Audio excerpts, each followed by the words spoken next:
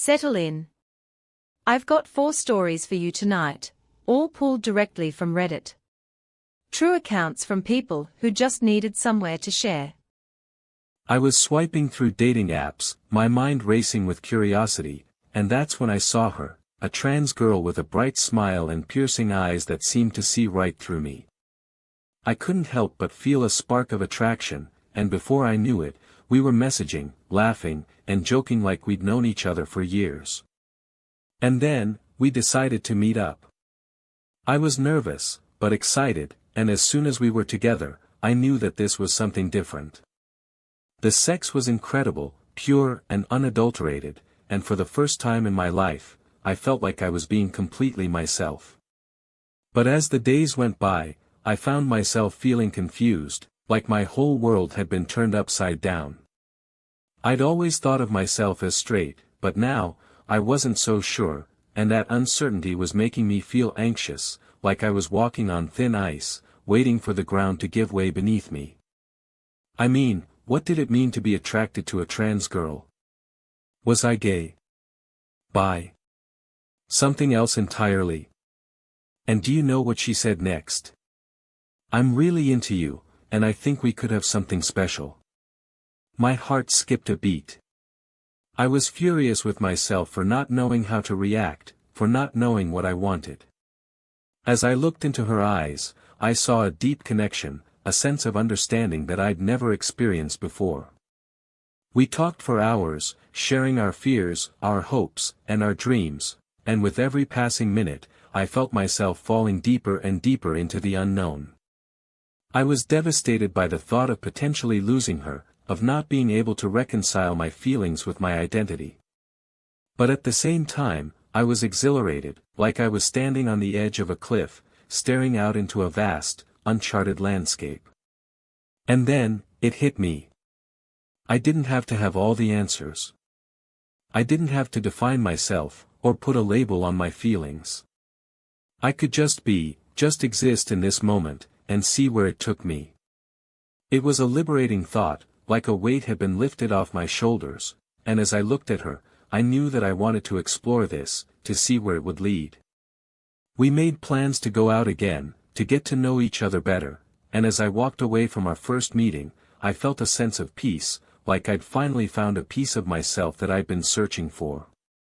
I'm still figuring things out, still navigating the twists and turns of my own identity, but for the first time in my life, I feel like I'm being true to myself, like I'm embracing the uncertainty, and the beauty, of the unknown.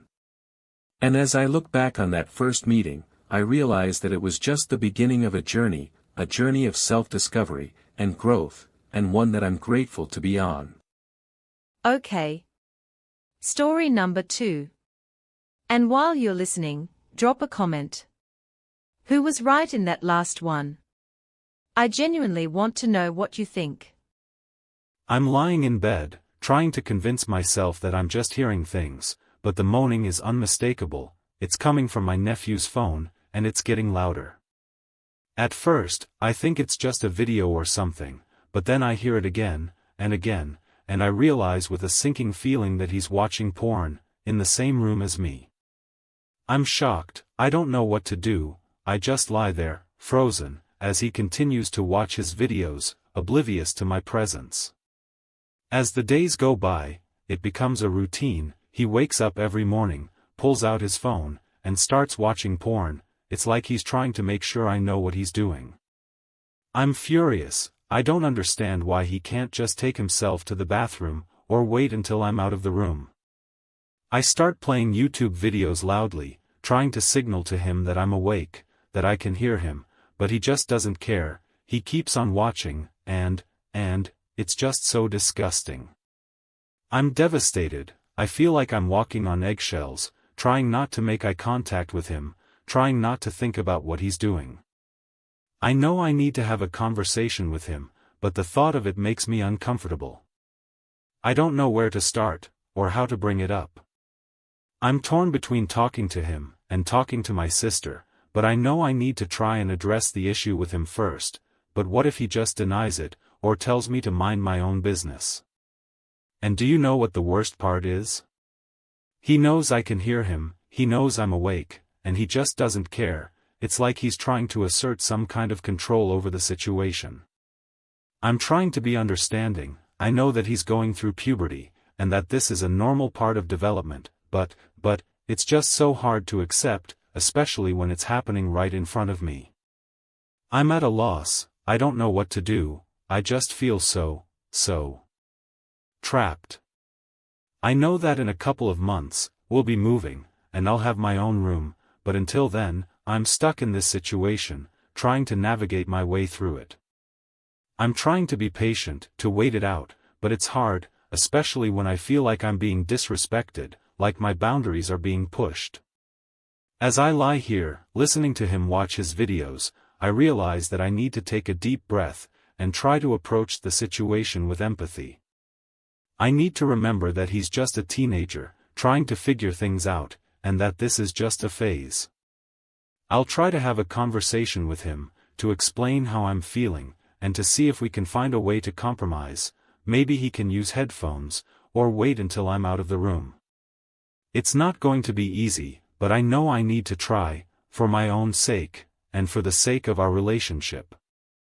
Moving on to story number 3. And hey, if you're enjoying the compilation so far, a like goes a long way.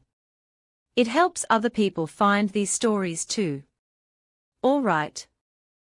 I'll never forget the night we finally decided to take the leap and have sex. It was like the whole world had come to a standstill. My boyfriend, who had been waiting for what felt like an eternity to find the right person, had chosen me, and I was honored.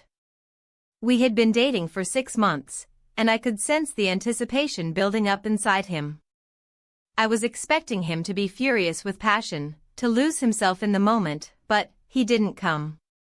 Not even once. I thought to myself, maybe he's just nervous, it's his first time after all. But as the months went by, and we continued to explore each other's bodies, I started to notice a pattern. He still couldn't come, no matter how hard we tried. And do you know what she said next? I mean, what I thought to myself was, is this normal? Is he just not enjoying it? We've tried everything, from different positions to taking things slow, but it seems like he's just not that into it. And it's not like the sex is bad, it's actually really good, but I'm often the one initiating it. I've been trying to give him grace, to understand that it's all new to him, but it's slowly starting to deplete my self-esteem. I feel like I'm not good enough, like I'm not satisfying him. And the worst part is, it's not just the sex. We had done oral foreplay before, and even that didn't seem to work for him. He could never come from a blowjob, and I'm left wondering, is this because he's been masturbating for 26 years? Has he just gotten too used to his own touch? I'm sitting here, thinking about all of this, and I'm feeling devastated. I feel like I've failed him, like I've failed us. But then I take a step back, and I look at our relationship as a whole, and everything else is great. We're happy, we're in love, and we have a deep connection. So, why is this one thing affecting me so much? I guess what I'm trying to say is, it's not just about the sex. It's about feeling wanted, feeling desired. And I know he desires me, but it's hard not to take it personally when it feels like he's not enjoying it. As I reflect on all of this, I realize that I need to talk to him about it. I need to open up and be honest about how I'm feeling. I need to ask him if everything is okay, if there's something I can do to make it better. And I need to listen to his perspective, to understand where he's coming from. Because at the end of the day, it's not just about me, it's about us. And I know that with communication and patience, we can work through this. We can find a way to make it work, to make each other happy. And that's all that really matters, right? Real quick, if this is the kind of content you like, subscribe. It genuinely helps more than you'd think. Alright, moving on. Story number 4. I'm sitting in my home office, staring blankly at my computer screen as my manager calls on me during our team meeting. And I have no idea what he's asking about. I've been half paying attention, trying to sneak in a few moves on chess.com, and now I'm completely lost. I make that horrible face, feeling my heart sink as 10 sets of eyes bore into me in dead silence. The awkwardness is palpable, and I can feel my face growing hotter by the second. Then, a coworker chimes in, "I think your audio cut out." And instead of being normal, instead of being sane, I see an opportunity to escape this uncomfortable situation, and I take it. I freeze, completely still, eyes fixed on the screen, mouth half open, like my connection has frozen at the worst possible moment. For 2 seconds, it works. Nobody says a word. And I, in my infinite wisdom, decide to commit to this charade. My plan, if you can call it that, is to mute myself, switch off my camera, and then unplug the router under my desk to make it look like a real technical issue. But, as I'm about to find out, I've forgotten one crucial detail. My separate webcam, clipped to my monitor, is still rolling. I start to move, crouching under the desk to feel around for the router plug, and that's when my manager drops the bombshell, "Your camera is still on." I come back up so fast, I smack my head on the desk. The pain is instant, but it's nothing compared to the mortification I'm feeling. I'm furious with myself for making such a ridiculous mistake. Nobody tries to save me. Nobody tries to intervene. One coworker can't even bear to watch, turning her camera off as she bursts out laughing. I'm left to sit there, feeling devastated, my face burning with embarrassment, as I struggle to compose myself and give my update. And do you know what she said next? Let's move on to the next topic.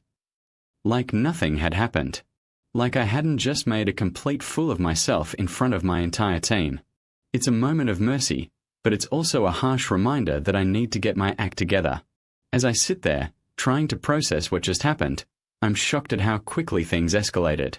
1 minute I'm trying to sneak in a few chess moves, the next I'm crawling around on the floor, pretending to have a technical issue. But as I look back on that moment, I realize that it was a wake-up call.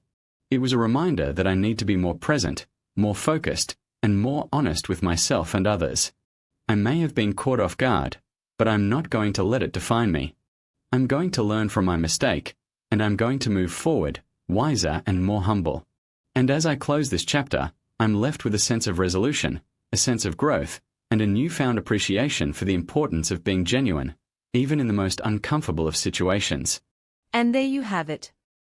3 real stories, straight from Reddit. Good night.